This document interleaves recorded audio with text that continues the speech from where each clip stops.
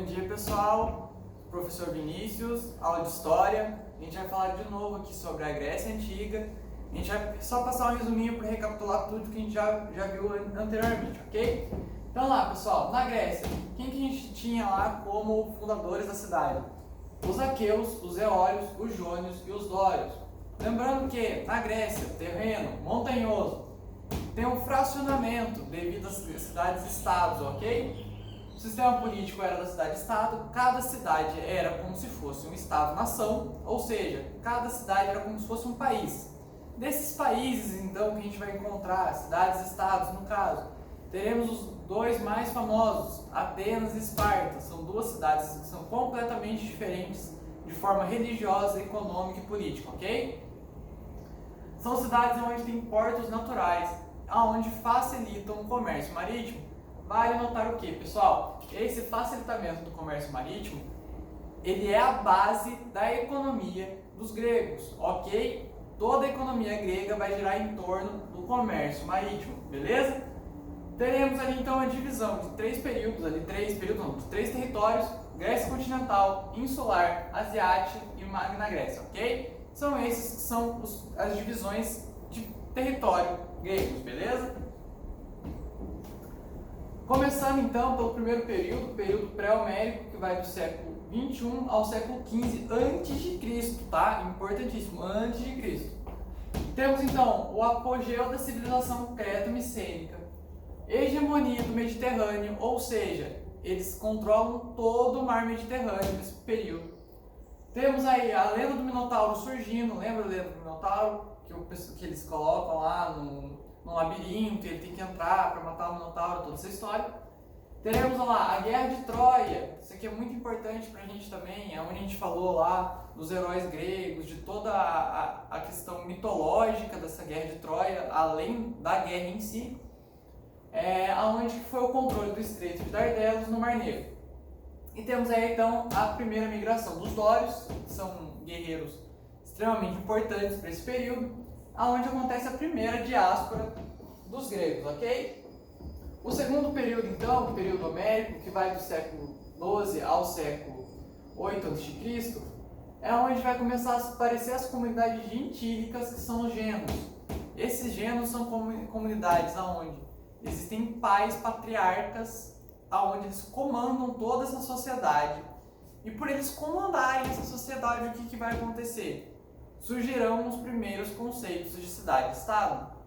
A gente não pode esquecer de uma coisa muito importante. Esse pátria das famílias, o poder político, religioso e judicial, é onde tudo vai começar a surgir dentro da Grécia. Graças a esses genos, esses patriarcas, onde as religiões vão ser difundidas agora de uma maneira mais ampla, o que vai acontecer? A religião ela é muito interligada com as pessoas nesse período, ela é totalmente ligada à sociedade. Ou seja, para existir uma cidade, para existir um território, para existir uma casa, tudo vai virar em torno da religião, ok? Temos por um breve momento uma ausência de desigualdade social, todas as pessoas eram quase no mesmo nível social. Temos a propriedade de trabalhos coletivos, ou seja, não tinha propriedade privada, o trabalho era coletivo e não tinha nenhuma renda assalariada até então. Porém, a desintegração dos genos no século VIII a.C., quando ele vai acabar, temos lá a passagem da economia doméstica para uma economia de mercado. Então as pessoas começam a se importar mais com o lucro e começam a fazer então um mercado consumidor, um mercado de comércio, onde não vai ser mais tudo coletivo e vai ser tudo comprado a partir de agora. Temos um crescimento populacional muito grande, começa a aumentar a população desses genos. São poucas as terras férteis nos locais que eles estão.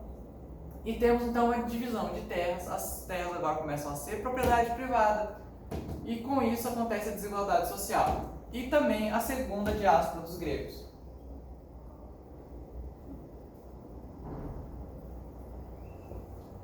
Então vamos lá. Temos lá uma comunidade gentílica, que é dos genos, o pátria, que é um clã, né? Ele é o chefe político e religioso. Os genos são propriedades comunitárias, onde tem uma igualdade social e laços consanguíneos, ou seja, são pessoas da mesma família. Esses conjuntos de gêneros são as pátrias e o conjunto de frátrias são as tribos, correto? No período arcaico, então, que vai do século 8 ao século 6 a.C., que são o apogeu das cidades-estados, onde as cidades-estados vão ter uma grande importância nesse período histórico. Teremos duas que a gente já falou antes, né? As duas mais importantes, que é Esparta, onde existe uma oligarquia conservadora, ok? E Atenas, onde teremos uma democracia, beleza?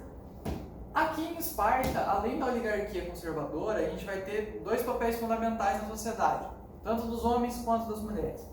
Os homens eram guerreiros, onde o maior âmbito da vida deles era ser os melhores guerreiros dentro da comunidade, e as mulheres eram de gerar filhos desses melhores guerreiros, para esses filhos serem melhores guerreiros que seus pais. Em Atenas, por exemplo, a gente vai ter um problema dessa desigualdade social de gênero, que as mulheres não tinham participação nenhuma na cultura e na sociedade grega, ok? Ateniense, perdão. Então vamos lá em Esparta. Esparta fica na Península do Peloponeso, onde vai ter a Guerra do Peloponeso. São dórios, a ausência da propriedade privada, são propriedades de vários grupos de pessoas, tá? Todo mundo tem o mesmo espaço. A economia é fechada e agropastoril, então eles estão mais voltados para a agricultura e para o pastoril. A sociedade funcionava espartanos, espartiatas, os periecos e os ilotas, ok? E o caráter era militarista, guerreiro. Vai ficar bem claro aqui, pessoal, ó. Os espartanos, então, são no topo da pirâmide, são onde vão formar toda a comunidade da elite espartana.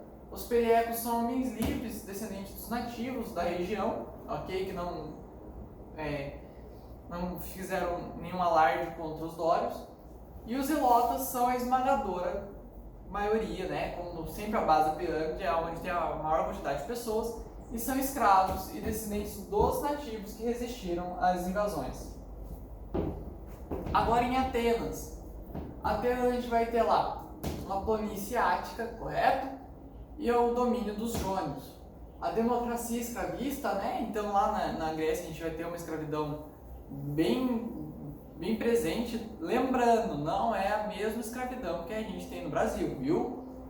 Economia é a agricultura, a indústria e o comércio. Então lá em Atenas já é uma cidade um pouco mais evoluída economicamente falando.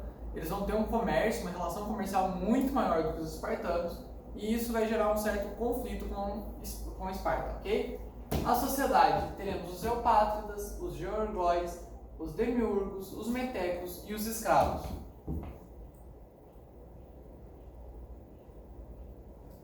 Então lá, na sociedade, os eupátridas são os bem-nascidos, são latifundiários, são donos de grandes propriedades de terra. Os geórgicos são pequenos agricultores. Os demiurgos são artesãos e os metecos, estrangeiros escravos, estão na base da pirâmide de Atenas, ok? A evolução política. Primeiro eles começam numa monarquia dos basileus, passam por uma oligarquia dos eupátridas, onde vai existir uma crise social e com isso uma crise política, onde vai existir então um partido popular e um partido aristocrático, onde vai começar as reformas, e os legisladores de Roma, onde vão começar da Grécia, onde eles vão começar a trabalhar a questão da democracia ateniense.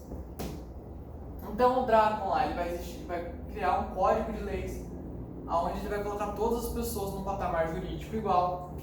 O Solon, ele vai abolir a escravidão por dívidas, ou seja, não vai ter mais a escravidão por dívidas. Ele vai colocar alguns critérios para ascensão social, incentivar o comércio e outras coisas. E o Clístenes, que é o pai da democracia, ele vai ampliar a participação política de todos os cidadãos dentro de Atenas, ok?